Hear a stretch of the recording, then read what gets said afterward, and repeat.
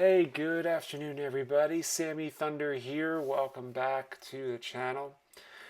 I've depleted a few cards from my display case, and there's good reason why. Our old buddy Sarge, if you're not familiar with his channel, old Sarge Collects. He's running his 200 subscriber giveaway, which, by the way, congrats on reaching that milestone. I think he's now up to, I'm looking at his channel right now on my monitor, and he's about like 260 plus, which honestly, awesome. It's great to see more people picking up on his channel. At first, I was initially confused on what he wanted for the VR, but then I realized like he wants post-playing career cards that I guess kind of like celebrate the player and their milestones. And so I picked out a few, some things.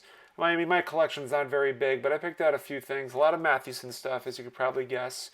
And so I'm going to go through that and, kind of showcase some of this stuff. One of the cards actually is a card that goes all the way back to the 90s when I first picked it up as a kid. So it's really cool, really special.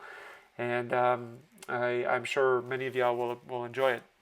But make sure that you do subscribe to Old Sarge.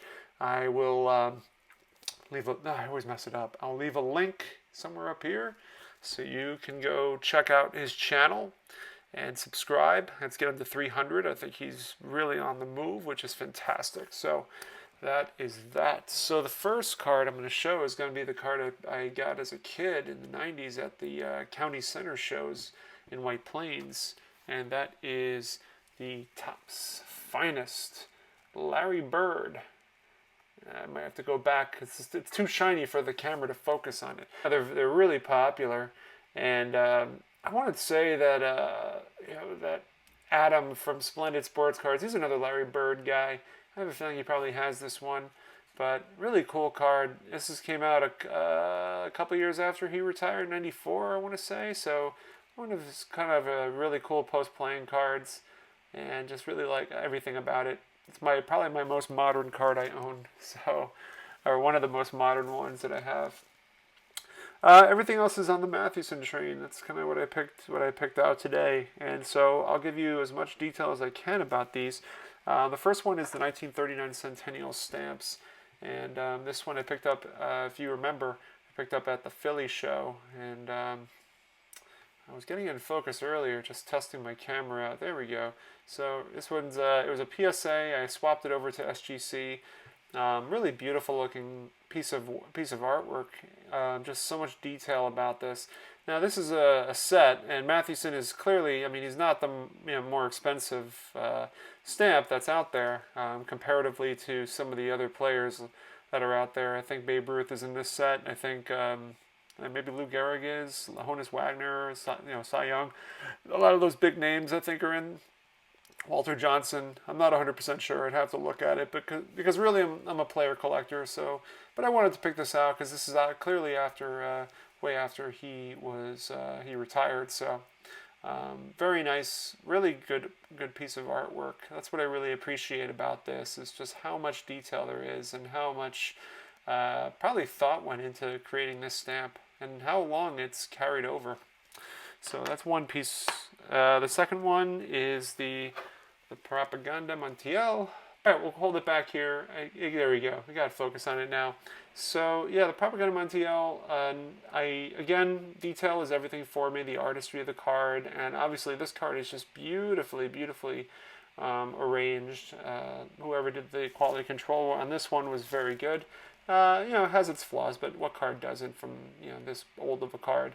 And it was a beautiful card that was printed out, I guess in 46, 47.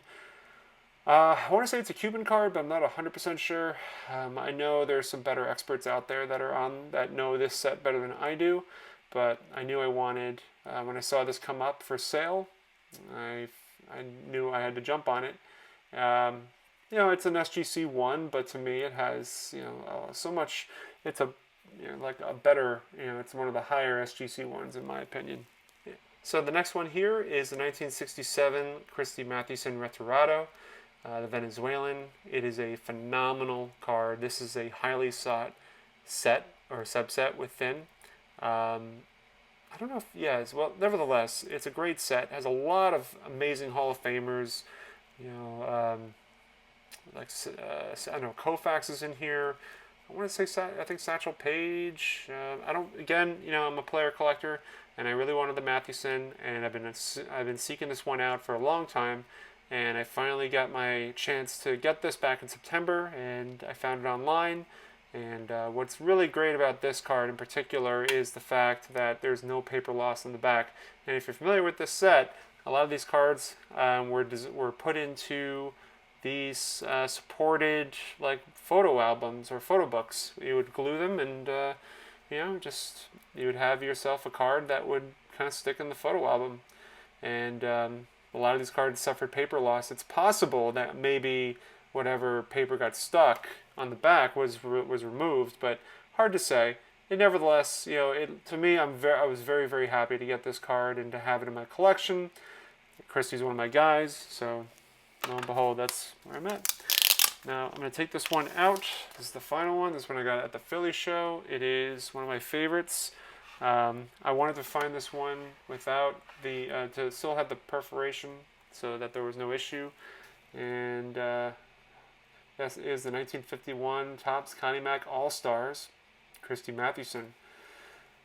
And again, you know, I'm a person that loves collecting stuff that is colorful, really unique looking. Perforated stuff is stuff I really enjoy as well. And so I picked this one up at the Philly show for $300. It's a great buy because, you know, these are just not that easy to find for the price that you want. You don't see these at shows too often. I don't see Mathewsons that often. I see a lot of the other players, but I'm so happy to find this. I don't care about the corners with the paper loss. What I really cared about was making sure that the Mathewson, the background and the photo of him and perforation was still intact, and clearly this one demonstrates it so nicely. And these cards are just, you know, being that this one's from 1951, I mean, they're so delicate. They're so delicate. And I thought my 64 stand-up Willie Mays back there was delicate. I mean, you can only imagine what this one would have been like prior to grading. But I bought this one as authentic. I don't care if it was altered. So there you have it. So I hope you guys enjoyed it. Sarge, again, congratulations on getting into 200 subs. You're on your way to 300, which is phenomenal. And so keep on plugging you, getting you there. And also tomorrow I'll be on, well, Thursday actually. Tomorrow I'm recording the video, but Thursday I'm publishing it with for collectors. It's going to be a great discussion with Ballpark Memories, Garrett, as well as another young dealer named Micah Berman. Kind of want to pick their brains a little bit to see exactly, you know, like what got them, you know, why vintage. You know, a lot of the younger dealers tend to kind of go into a more modern direction, but these guys are kind of sticking with the vintage, which is phenomenal and very promising. So we're going to talk to them a little bit tomorrow, or I guess you'll see it on Thursday. And yeah, give the big giveaway live stream on Saturday. You still have a chance, so definitely check in on that. There's a, you know, you can click on the link. I'll leave it up there. It'll be up there. So you can click on the link for the giveaway, and it'll be fun. It'll be a good time. So thank you guys so much for watching. As always, take care.